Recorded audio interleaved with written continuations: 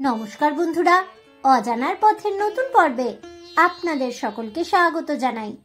বন্ধুরা, সামনেই বাসন্তী পুজো। জানেন কি এই বাসন্তী পুজো আসলে কি? কিভাবে দেবী দুর্গা বাসন্তী পুজোর আকারে মর্তে এসেছিলেন জানেন? দুর্গা পুজোর অন্য এক রূপ এই বাসন্তী পুজোর প্রচলন কিভাবে হয়েছিল? কারা করেছিলেন এই পুজো জানেন কি? বন্ধুরা, এই সব তথ্য জানতে হলে এবং বাসন্তী পুজোর পেছনে কোন প্রাচীন ইতিহাস লুকিয়ে রয়েছে সেই কাহিনী জানতে হলে অবশ্যই ভিডিওটি স্কিপ না করে শেষ পর্যন্ত দেখতে থাকুন। নমস্কার বন্ধুরা, অজানার পথের নতুন পর্বে আপনাদের সকলকে স্বাগত জানাই। দুর্গা পুজো হলো বাঙালি হিন্দুদের প্রধান ধর্মীয় ও গুরুত্বপূর্ণ সামাজিক একটি উৎসব। প্রচলিত কথা অনুযায়ী বাংলায় প্রথম দুর্গাপূজার প্রচলন করেন রাজা সুরথ। মেধস মুনির কাছে থেকে দীক্ষা নিয়ে মেধস আশ্রমে তিনি এবং বৈশ্য সমাধি বাংলা তথা বিশ্বে প্রথম দুর্গাপুজো করেছিলেন। সেই থেকেই এই দুর্গাপুজো আজও চলে আসছে একই রকম ভাবে। বাসন্তী পূজা চৈত্র মাসের শুক্লপক্ষে অনুষ্ঠিত হয়।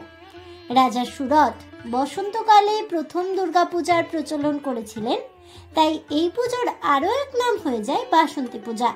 মর্তে দেবী দুর্গার প্রথম পূজারী হিসেবে চণ্ডীতে রাজা সুরথের নাম পাওয়া যায়। চলুন জেনে নেওয়া যাক এই বাসন্তী পুজোর পেছনে কোন প্রাচীন কাহিনী লুকিয়ে রয়েছে সেই সম্পর্কে। রাজা সুরথ সুশাসক ও যোদ্ধা হিসাবে বেশ সুখ্যাতি সম্পন্ন ছিলেন। তিনি ছিলেন ক্ষত্রিয় বংশের রাজা। জীবনে কোনো যুদ্ধে তিনি কখনোই পরাজিত হননি, কিন্তু সুরথ রাজার প্রতিবেশী রাজ্য যবন রাজ্য তার প্রতি হিংসাত্মক মনোভাব সম্পন্ন ছিল। যবন রাজ্য একদিন সুরথ রাজার রাজ্যকে আক্রমণ করে বসে এবং তাদের কাছে সুরথ রাজের পরাজয় হয়। সেই সুযোগে সুরথ রাজসভার মন্ত্রী ও অন্যান্য সদস্যরা সব ধন সম্পত্তি লুট করে। কাছের লোকেদের এমন আচরণ দেখে তিনি তো হতভম্ব হয়ে যান। অবশেষে সর্বহারা হয়ে এক বনে আশ্রয় নেন তিনি।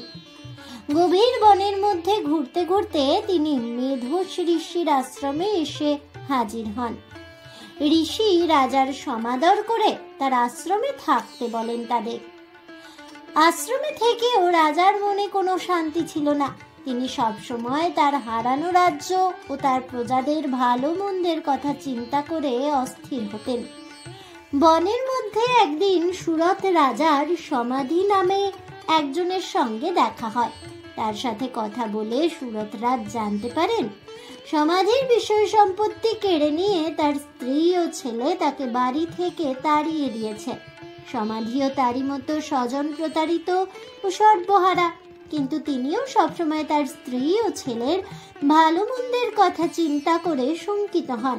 তারা ভাবলেন, যারা তাদের সর্বহারা করেছে কেন তাদের কল্যাণের কথাই সবসময় তাদের মনে হয়? তারা মেধা ঋষিকে জিজ্ঞাসা করলে তিনি এই প্রশ্নের উত্তরে বলেন, এসবই মহামায়ার ইচ্ছায় হয়। এরপর ঋষি সুরথ ও সমাধিকে দেবী মহামায়ার কথা সবিস্তারে বর্ণনা করেন। এরপর মেধা ঋষির পরামর্শে রাজা সুরথ নদীর তীরে কঠিন তপস্যা করেন। পরে মহামায়ার উদ্দেশ্যে বসন্তকালে চৈত্র মাসের শুক্লপক্ষে দুর্গা পূজা করেছিলেন। এই দুর্গা পূজাই বাসন্তী পূজা নামে পরিচিত। বাসন্তী পূজা এখন হাতে গোনা কয়েকটি বনেদি পরিবারের মধ্যে সীমাবদ্ধ। অপরপক্ষে কৃত্তিবাসী রামায়ণ থেকে জানা যায়, শ্রীরামচন্দ্র সীতাকে উদ্ধারের জন্য রাবণের সাথে যুদ্ধে জয়লাভের উদ্দেশ্যে শরৎকালে মহামায়ার আরাধনা করেছিলেন। শরৎকালে সর্বাধিক প্রচলিত এই পুজো হলো শারদীয়া দুর্গা পূজা। নিয়ম মতো এই পুজোটি অকালে হয়েছিল বলে এর নাম হয়ে যায় অকাল বোধন। জয় মা দুর্গার জয় হোক, এই বলে আমার আজকের ভিডিওটি আমি এখানেই শেষ করছি।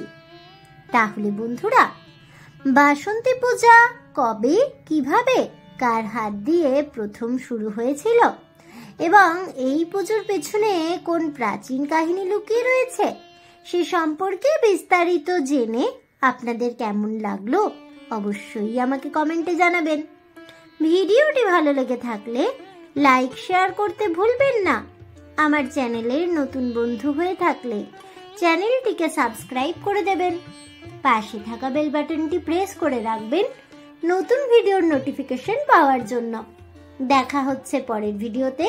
ততক্ষণ সবাই ভালো থাকুন, সুস্থ থাকুন আর অবশ্যই সঙ্গে থাকুন আর দেখতে থাকুন অজানার পথে।